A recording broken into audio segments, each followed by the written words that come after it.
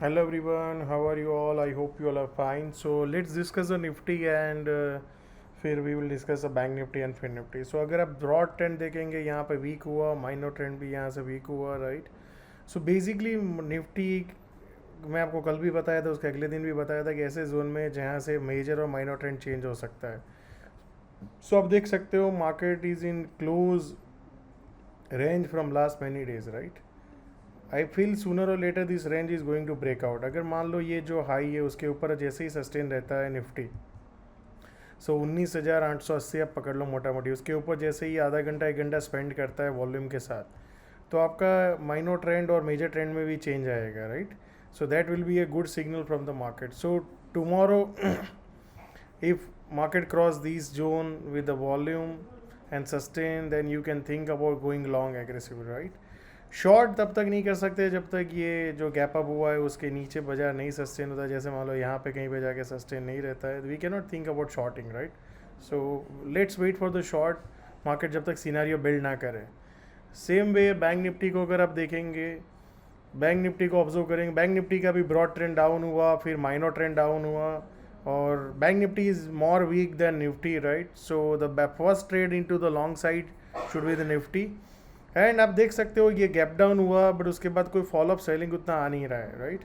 सो मैंने आपको जैसे बताया था, ये जब ये जो रिसेंट लो है उसके नीचे जब तक नहीं जाए तब तक we can not think about shorting for a positional basis और may be for few days, right? So जब तक इसके नीचे नहीं जाता है 43,200 230 जैसे उसके नीचे, तब तक we can not think about short. Same way long, मुझे लगता है कि ये जो 43,800 700 के ऊपर सस्टेन, जैसे यहाँ पे ऊपर जाके एक सस्टेन रहता है यहाँ पे कहीं पे, तो we can think about long with a low risk opportunity, right? So that's how we should approach the market. And let's look at the fin Nifty. Fin Nifty का भी देखेंगे तो बैंक निफ्टी की तरह है, ब्रॉड ट्रेंड डाउन है, माइनर ट्रेंड भी weak है. फिन निफ्टी में भी ये जो रिसेंट 19,400 है उसके नीचे जब तक नहीं जाता है तब तक we can not think about shorting. Long के लिए मुझे लगता है इसके ऊपर जाना तो बहुत ज़रूरी है, 19,850 19,900. सो ये बेसिकली एक जोन है जिसके ऊपर जब तक बाजार नहीं जाता है वी कैन नॉट थिंक.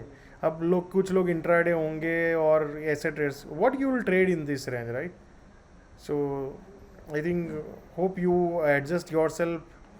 आप अपने आप को एडजस्ट कर रहे होंगे कि कैसे ट्रेड्स को ट्रेड किया जाए.